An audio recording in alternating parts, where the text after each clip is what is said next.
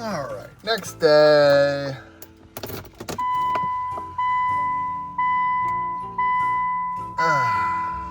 Let's see why this. Oh, it's real. Now we're Land Rovering.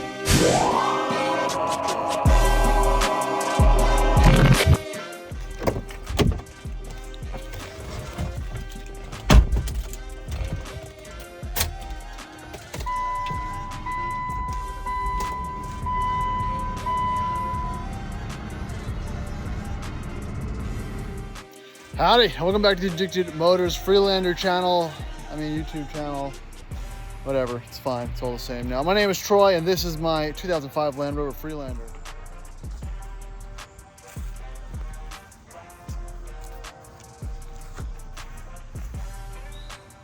Now a little bit of a recap to catch up in case you're just joining the channel. This is my $3,000-ish, 54,000 mile, two-owner Land Rover Land Rover Freelander 2.5 V6 NA Tonga green. I got it at an auction. It's the rarest Freelander in the country. I'm just gonna head right out there and say it. And we're gonna continue to keep torture testing the least reliable or most unreliable, at least that's what the people say, Land Rover or any car ever made on this day, because it's 107 degrees out. So it's a very hot day and we're gonna go down to the lake and I'm gonna take the Freelander with my pregnant wife on 170 it's like a million degrees out. These are known for having not so great head gaskets, cooling issues, all of the things. All I've done is change the oil since getting back from the auction and kind of hit the highway. And again, continue to torture test the least reliable car on paper that's ever been made. Unsuccessful. So what we've done since we've owned this, we verified the timing belts look okay. Did a visual inspection, look fine. They're not completely cracked or broken or anything like that. Checked all the air in the tires, checked all the fluids, changed the oil, and that's it. Everything else seems to be pretty okay so far. We visually inspected underneath. Oh yes, it's passed Virginia inspection, so we're most of the way there, and now we're going to go down to the lake. I plugged in my scan gauge so we can monitor the temps. Temps in a Freelander are interesting, right? Because I'm so used to the temp varying ranges for a disc D1 or D2. We're a little bit different here. The engine is able to get a little bit warmer. The operating temperature should be like 210 or something apparently. Thermostat's not fully open until 216. So we're gonna play with those values, play with the MPG. I got a full tank in here as well. And just kind of see how livable this baby Rhino Rover is in real world settings, because these don't get enough love. And I'm trying to prove that in this video series. So let's go ahead and hit the road, see if it survives. And so it begins. This is gonna be temp games the entire drive, I feel like. Oh boy, this is gonna be great. Can't wait. Love driving old Land Rovers. And the problem is, I've got my dog and my pregnant wife, so I can't just cut the AC off and do it old school, straight shitbox life. It's not gonna work this time. So this is gonna be the battle to get out of Richmond without potentially overheating. It's still 102 degrees out. With the AC crank, we're at about 210 Fahrenheit, which I think is okay. The internet has told me it's okay, but it's a little stressful not really knowing if that's okay, because there's not a lot of visuals to it. As far as documentation for Freelander things is not widespread as a D1 or D2, for obvious reasons, because they've all exploded. So we are merging on in 95, breaking out of Richmond, probably past, there's another one, 19 state troopers. We're not even on 95 yet, but relax, we're not in any risk of getting pulled over because we can barely go the speed limit. It's one of the upsides to being insanely underpowered. And I just love seeing ads versus the powerful 2.5 liter V6. It doesn't even move. It's hilarious because it's an old car, but if I had test driven this in the showroom in comparison to a CRV, it would have been laughable. Other things, when you're driving a Freelander, since it is a Land Rover, you do feel like you're in some type of Land Rover product. Primarily, I feel like I'm in an L322 that is on the bump stops from a suspension and drivability standpoint. Every time I go over a bump, I feel like I'm going to bottom out because the seat sits so high and the hood and your view over the bonnet is so low that, having driven many aired out Classics and L322s, I'm getting a lot of those vibes. Other things, gas mileage, I have a full tank. I've got 17 miles in the odometer. We'll get an idea for how good or bad this thing does. It's 111 degrees now, which is insane. And the AC is keeping up. Is it freezing? It's not. Cindy's confirming that it's not freezing, but it's keeping up. And now that we're on the highway, we're not at 216 anymore. That temp's coming down. We should be hopefully cruising full AC around 200, which I believe is fine. Let me know in the comments if you're a Freelander aficionado and you understand what the operating highway temperatures with AC on in 100-degree heat should be. I'm interested. So I gotta get the update in before the phone overheats. It's just that hot outside. So 75 miles an hour cruise control works. Don't any older Land Rovers beyond, or that wasn't an L322 or an LR3 that has working cruise control. So this is nice. About 3,000 RPM at 75 miles an hour, which I don't know, I think it's pretty reasonable. Like I said, this car drives pretty heavy, at least in the steering feel, but you know, overall it's a fairly small, compact unibody SUV. So, you know, we're not killing it or anything MPG wise. It should get 18, 19. I would like to see a little bit more, but I think they probably added too much weight with the different four-wheel drive systems and especially with the spare tire. I mean, this thing, there's a lot going on here. All right, so for those who's interested, it's 99 degrees out. We're at 194. Now that we're cruising on the highway, that came down enough that I feel much better about it, temp-wise. The worst part about this so far is, look at that fuel gauge. We started with a full tank, we're going 55 miles, and we're already burned a quarter tank according to the gauge. All right, just doing a little cautionary check. Oh, we still have coolant stuff in it. Perfect. Wonderful. Nothing to see here. I wasn't worried about it. No sweat. No sweat about it.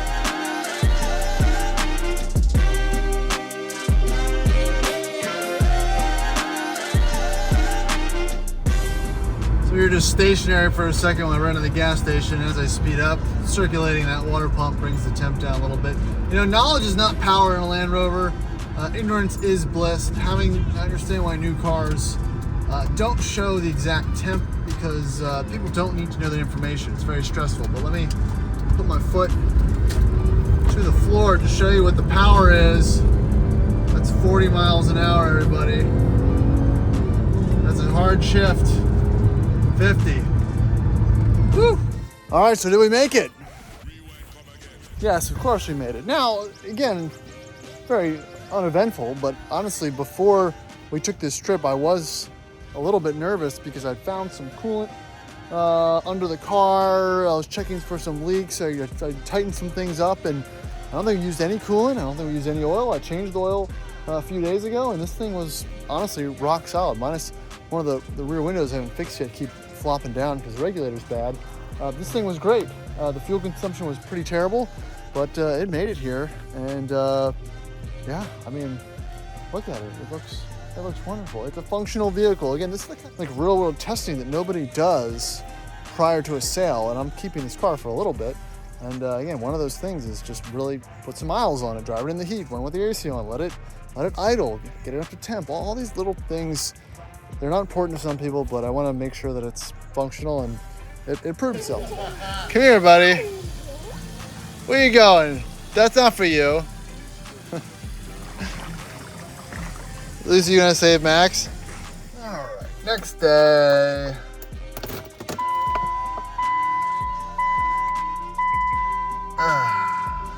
Let's see why this. Oh, it's real. Now we're Land Rover. I thought this thing wasn't a real Land Rover. She's earned her stripes today. 106. P0056. I think it's a heater circuit control or something. We're gonna clear that, see if it goes away. So it wasn't there yesterday. And fingers crossed, doesn't come back.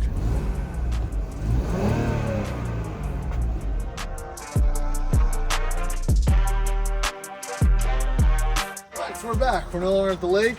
We left last night, drove back, still about 100 degrees, and still don't really have any issues. I do have this persistent check engine light for you, P0056, that I can't make go away. I'm not super concerned about it. It's like a heater circuit something or other. It could be an O2 sensor or kind of something silly. I'm assuming that I've kind of, you know, moved things around by having driven it so much recently with this thing that obviously been sitting for a while, but not really my biggest issue. Things I do want to start addressing, because I'm already putting it off, pulling the headliner out so that can be recovered, and pulling this door panel off to adjust the window that's off track. And I can get in there and see what it's doing and where I can potentially source that part from. Right now I have it up with a suction cup, which isn't the end of the world, but it's not super conducive to keeping cool air in the car when it's, you know, 100 degrees out. So you get the door panel off, check out what's going on with the window, and then probably start pulling that headliner, because I just did the trucks and it's headliner season. So let's just go ahead and jump into it. Rewind, come again.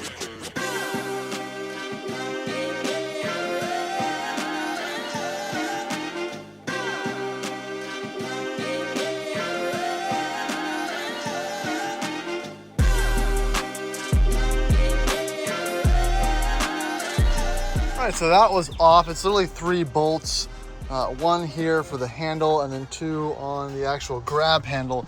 You have to remove this silver piece of plastic first.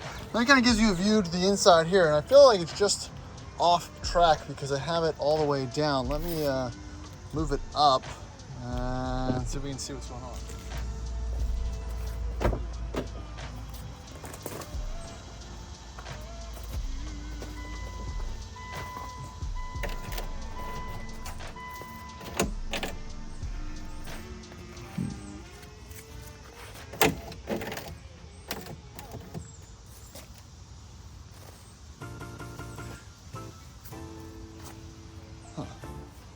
Weird. See, this is what you don't want to find in the bottom of your door, a bunch of potentially broken pieces and parts.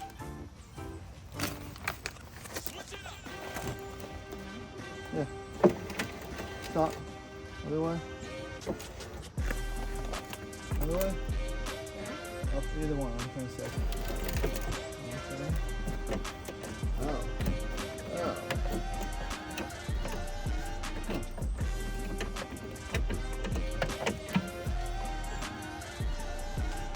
All right, so it looks like this cable is wrapped around itself or broken at some point. So I don't really think you can replace this piece without removing it completely. I guess, you know, you could. I'd love to just mess with this motor here, but the bolt heads are on the other side, which is infuriating. So we're going to continue to not touch that. So we're going to let this one. I got to think on this. It looks like I can kind of unplug it and disconnect it here, and here. I don't know how it gets extracted from the door. So we'll see how much effort I want to put into that one. So that's a TBD. I think it's on the headliner right now.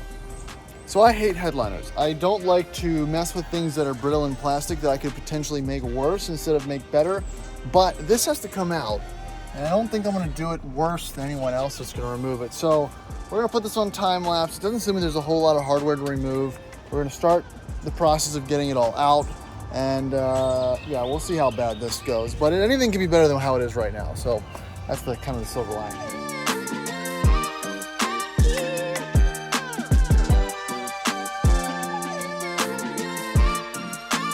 Rewind, come again.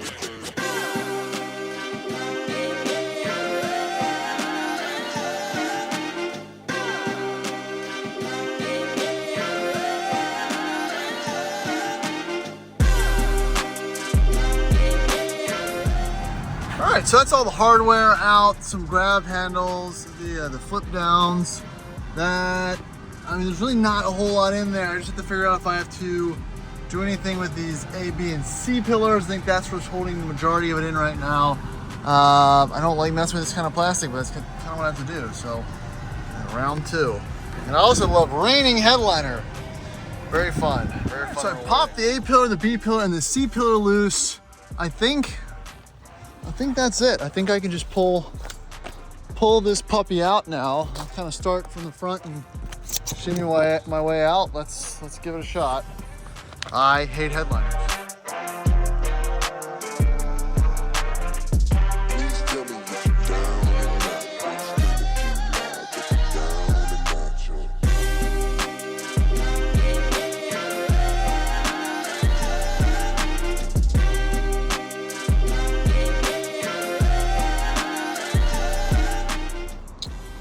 Yay, yuck.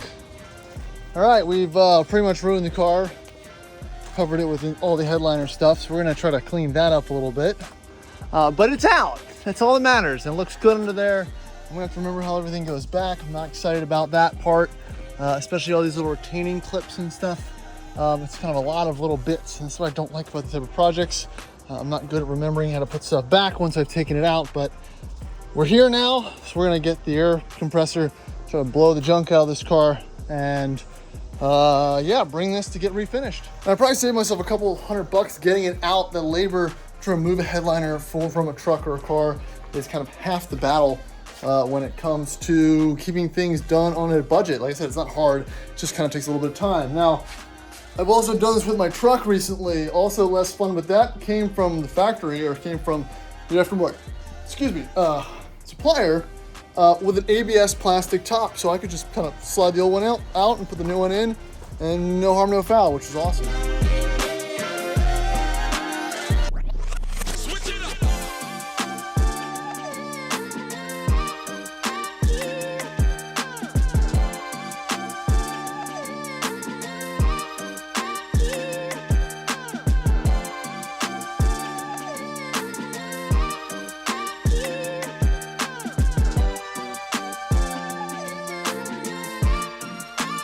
Rewind, come again.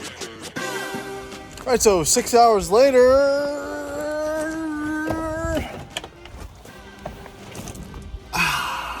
we got the new headliner in. So I hate doing headliners or anything to do with brittle old plastic stuff. This wasn't all that bad. And it looks so much better than whatever was in there before. Not just, whatever was in there before, but from the factory. I don't know why they don't come black.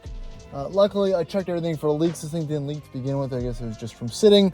It had fallen down, but now it looks much better. It actually makes the car feel so much more legitimate and really cleans it up. Again, 54,000 miles. Trying to do this thing justice.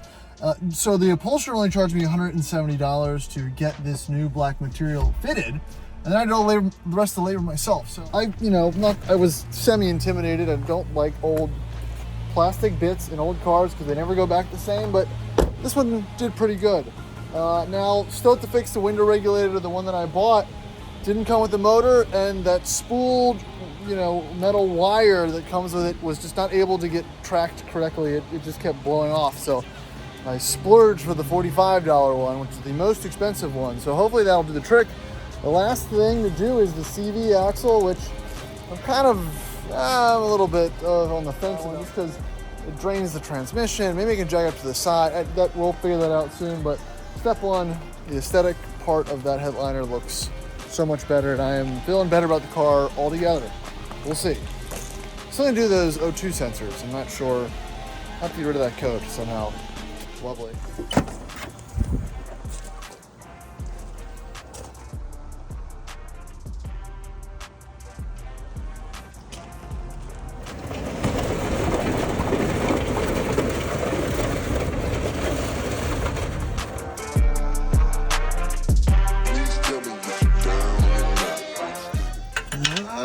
Working on the Freelander all the live long day. I'm working on the Freelander because the parts, they take all day to get here. No, but seriously, the Freelander has been neglected because I've been waiting on parts, and now I have the part. It's an O2 sensor, so we're gonna continue to put that in. Not too bad. It could be worse. All right, so we have reset the engine code prior to starting it up. So basically we want to check, run it for a little while and see if that code comes back. Hopefully it doesn't, because there's a lot of other O2 sensors and they're not cheap. They're not cheap. So hopefully this is chill, right? Let's hope. So, the check-in, the light for the, what is it? I forget the code number for the O2 sensor is now off. So let's call that an okay. That might be, we might be okay. I think I just need to start driving this thing again, and I still need to do the CV joint. I haven't done a CV joint on one of these Land Rovers before. It's gonna be, it's kind of a mess because the transmission fluid and whatnot might start leaking out, just because of the location. That'll be the next item on that I'm going to work through, but yeah, it's getting there. Little baby steps. All right, so it's CV joint time for the Freelander. I've been putting this off for a while, just waiting for bits and bobs. I still have the 36mm socket. I need to take the axle off. Let's get it jacked up and see what we're dealing with. What size? It is on that side. All right, then we're gonna go from there.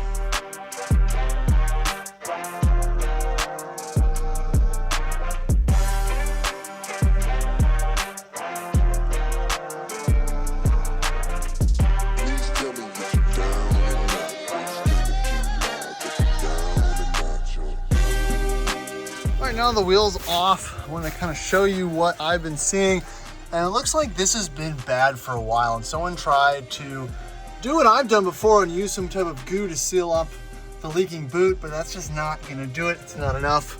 So we definitely need to replace this. So I need to disengage the strut, take off this big old nut, I don't know if I have one, and kind of get to it, get cracking on it.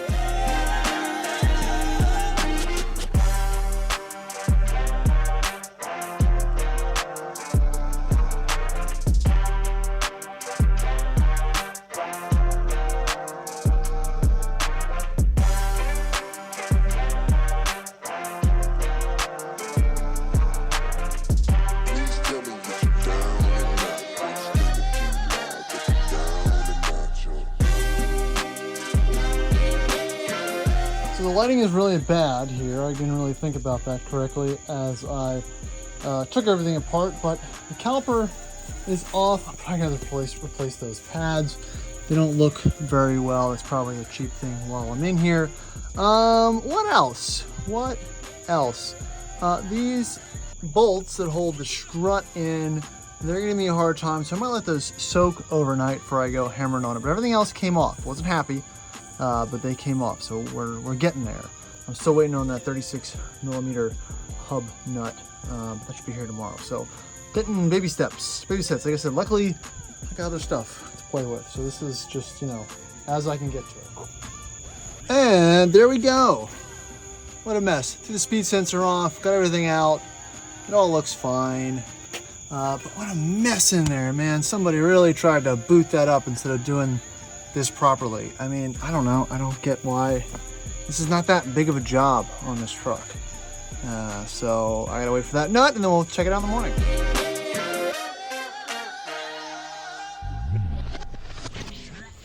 All right, welcome back to the Freelander files. This time with the right tool. So I've got the 32mm CV nut remover, what do you want to call this? I got a 36 before, that was incorrect. What do we got here? All right, so maybe trying to think how this is going to want to come out. Ow. So I have to, I guess, release that a little bit. Something to get a flathead in there, I'm assuming that might aid. Oh man. Oh, it looks like it's already pulled out most of the way. It's not how I wanted it to come out, but it's almost out. That's not good.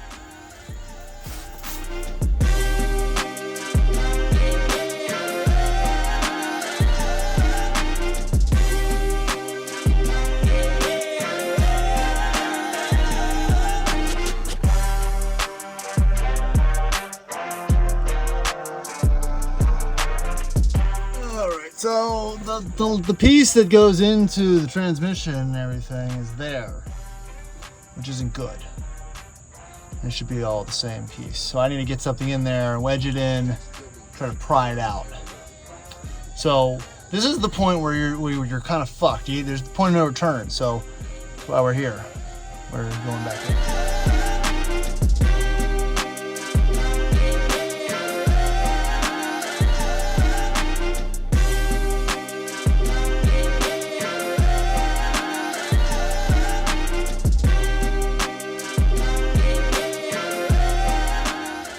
All right, so I hammered the old one out, so I'm gonna pull it out now.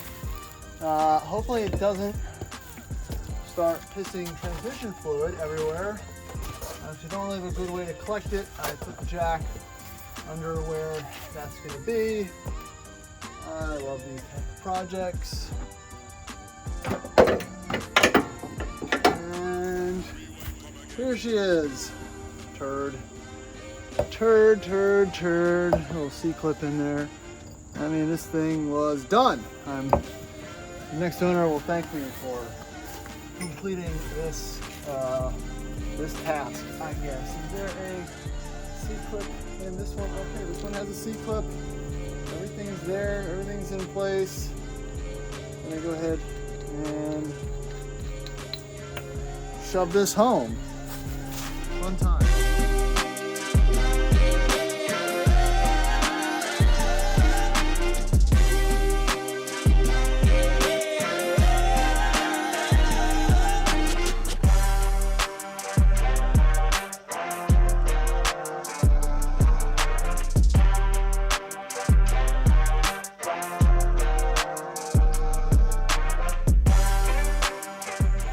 All right, so that is in, and that wasn't that bad. It was kind of annoying. The stock axle nut, CV nut, was a 32, and the replacement was a 36. So I thought I ordered the wrong stuff. I actually needed both, so I'm not mad about that. While I'm in here, now that I've got everything seated up, at least provisionally, I'm gonna do pads and rotors on both sides as well. And I mean, hopefully wrap up at least this portion of the Freelander project. We did the O2 sensor, did the CV joint, we did the headliner. I mean, we're getting there. We're almost done. The laundry list of things this truck needs, all done, mostly DIY. And yeah, we'll see where this ends up.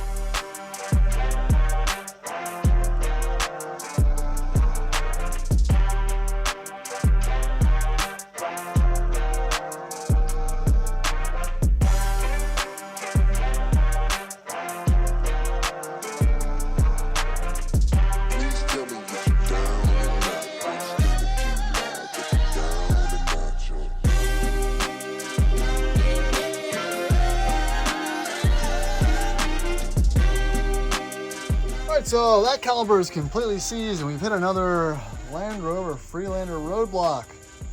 Lovely. And just have a big mess of Freelander bullshit. This is great.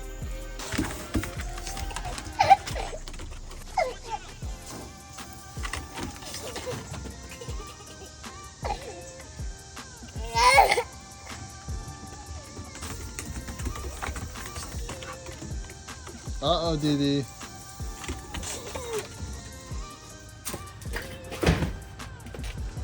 Many days later, now I've got some new calipers. And I ordered more than one because I'm sure if that one's not good, this one's probably in the same state. New. So I guess I'm just gonna put this on and then try to get the old line off, so at least I have something in place.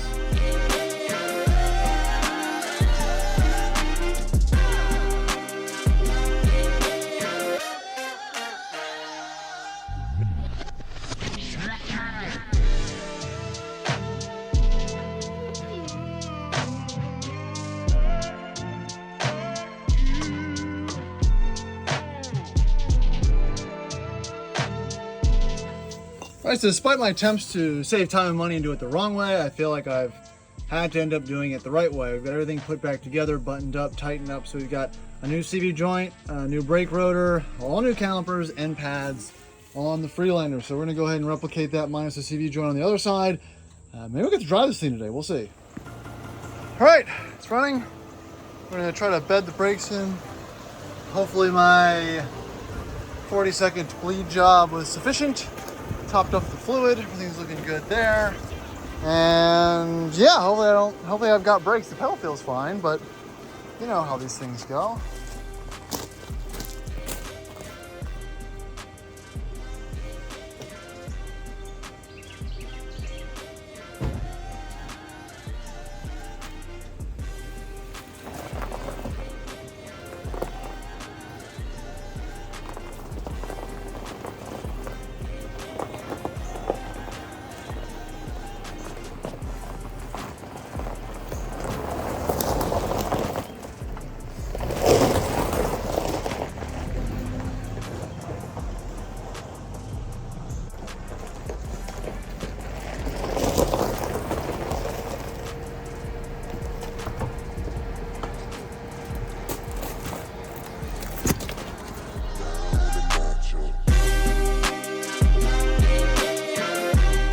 betting in the brakes and everything, it brakes, it works good. It actually feels exactly the same as it did before.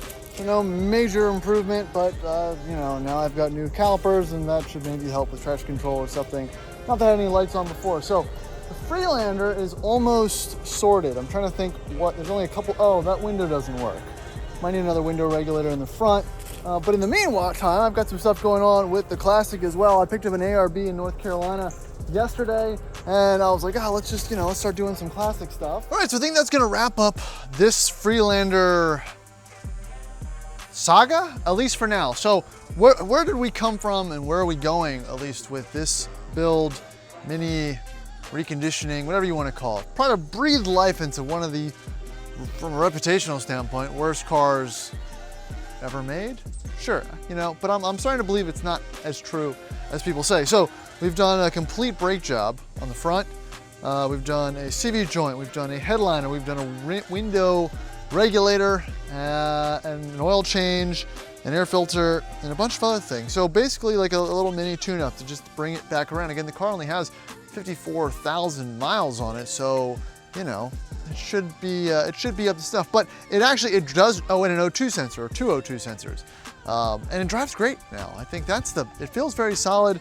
It's got the Sumomoto tires on it, and these are 17 or 18-inch wheels, so the thing, it feels good. And for everything, mostly works except for that window.